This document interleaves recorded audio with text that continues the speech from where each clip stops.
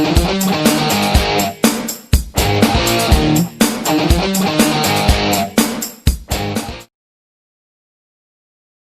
everyone. So in this video we'll be starting the chapter of a theory of cost and revenue. This chapter will have many different parts of video because it's quite a huge chapter, and also at the first section we'll discuss about theory of cost, and in the latter section we'll be discussing about the revenue. So let us discuss about the theory of cost. Whenever a producer produces something, he needs factors of production. He may need land, he may need labor, capital, entrepreneurship, or say electricity, water supply, raw materials, and so many different kinds of things. And whenever he hires them or whenever he employs them, he needs to pay them. Alright? For land, he needs to pay rent. For labor, he needs to pay wages and salaries. For electricity, he needs to pay a bill. Or for capital that he has borrowed from the bank, he needs to pay interest along with principal. So these are the different types of a payment that he makes to the factors of production. Alright. Now basically these are his costs. If you take the most general definition of the cost, cost is nothing but all sorts of a monetary expenditure or expenditure done in terms of money for the production of a particular commodity. That is what is cost. But we economists are not happy with this definition because cost has so many different meanings. In order to understand cost, it is very important for us to understand few basic concepts so we can have a proper understanding of costs. So let us discuss these few concepts.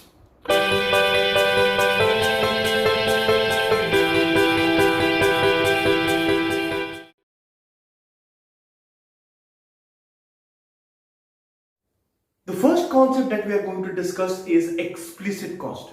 Explicit means anything that is coming from outside. Now, in order to understand explicit cost first, let us try and understand what is money cost or accounting cost.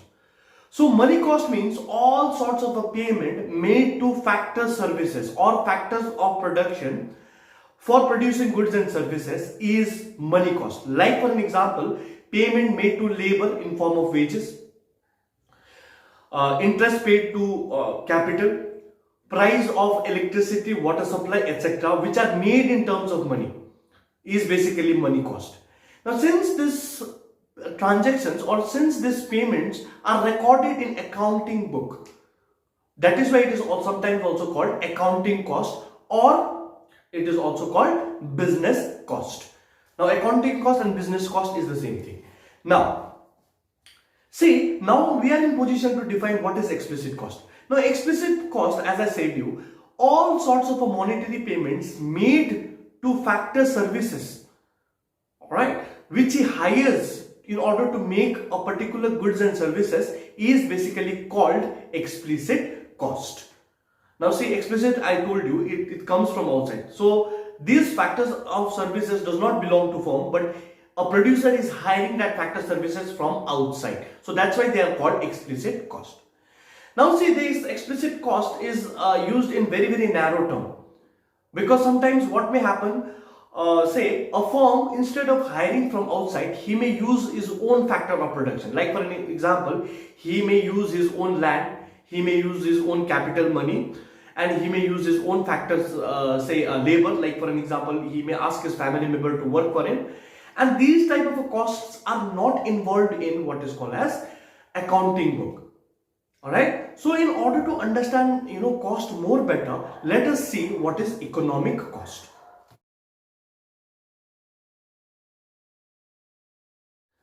Economists take cost of production in wider sense. That is in the sense of economic cost. Economic cost has three different components. Number one is money cost or explicit cost, which we have done earlier. Next is implicit cost, and lastly, number three is normal profits. Now let us look into these. In order to understand economic cost, let us first understand these three components of the cost. Now, explicit cost, you already know what is it. Now let us understand what is implicit cost. So sometimes a firm may have his own factors of production, or he may use his own factors of production. Like he may have his own land, he may use his own labor, his family member, or he may use his own capital in his production unit. But the cost of that is not included in accounting books, normal accounting books. Now, how do we calculate the cost? Now, take for an example. Suppose if I had not used my own land in my production unit and given it to someone else, what is the rent that I could have got? If my family members had not worked for me, but if they had worked for someone else, what is the salary they could have got? So all this cost has to be computed because they are not working for them, they are working for me, and that is the cost they are paying.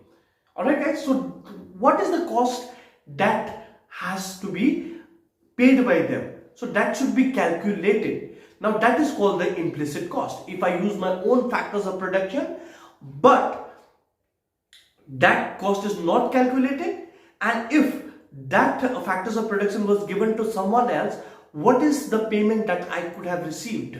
So that is the cost I am facing. So that is basically the implicit cost. Now let us see the difference between explicit cost and implicit cost. Explicit cost means all sorts of monetary payments made by the firm for hiring factor services outside the firm. Now implicit cost means estimated cost of firm's own factors of production used in his production unit. Explicit cost is recorded in accounting book, whereas implicit cost is not recorded in a accounting book. So that is the basic difference between explicit cost and implicit cost. Now let us understand what is normal profits.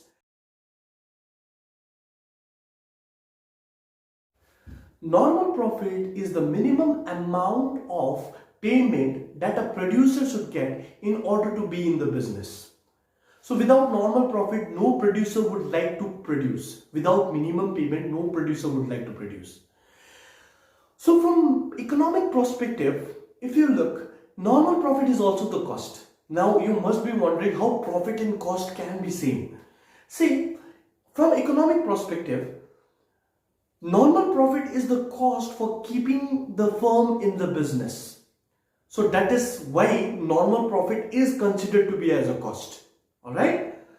Now if you look economic cost now, economic cost is summation of implicit cost, explicit cost, including normal profit. So when you add implicit cost, explicit cost and normal profits, that altogether is what is economic cost. So economic cost includes all of these three.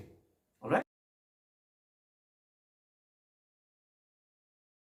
The next cost that we are going to discuss is something called opportunity cost.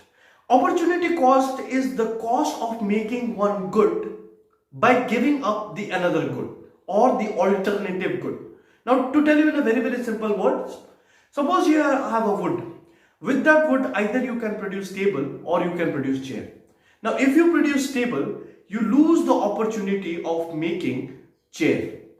So you have to bear the cost of chair in order to make the table, or you lose the opportunity to make the chair. Now if you make the chair, same thing happens, opposite thing happens. So that is why this is also called opportunity cost.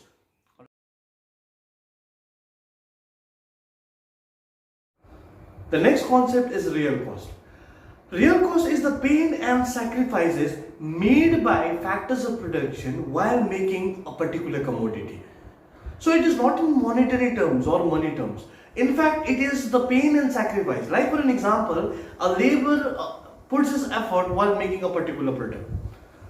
Or a particular entrepreneur may use his own factors of production instead of employing it somewhere else. So all the different types of pains and sacrifices that are taken by these factors of productions are the real cost. Now see, this cost is very difficult to estimate this kind of cost. So it is not in accounting books, right? Because it is quite subjective. Alright, subjective means you can't define pain, effort or sacrifices in simple words or in very objective terms. Everyone has their own perspective. Alright, so these type of a cost are basically called the real cost.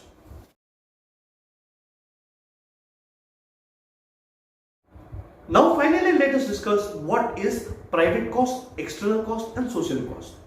Private cost is the cost faced by a firm for producing a particular commodity. It includes both implicit and explicit. External cost, on the other hand, is the cost faced by the society as a whole or other members of the society as a whole. Now, whenever a firm produces something, it may create water pollution, air pollution, noise pollution. All of this has to be bared by people living in the society. So they have to bear this cost. That is why it is called the external cost. Now please remember, private cost is not included in external cost. Private cost and social cost are two different things. Private cost is faced by the firm and external cost is faced by the people in the society. Alright? But regardless, both of them, that is firm and other members of the society, lives in the same society. So we have to take both the costs, that is private cost as well as external cost. So when we add the private cost and external cost, it becomes what is called as social cost. So social cost is nothing but addition of private cost and external cost.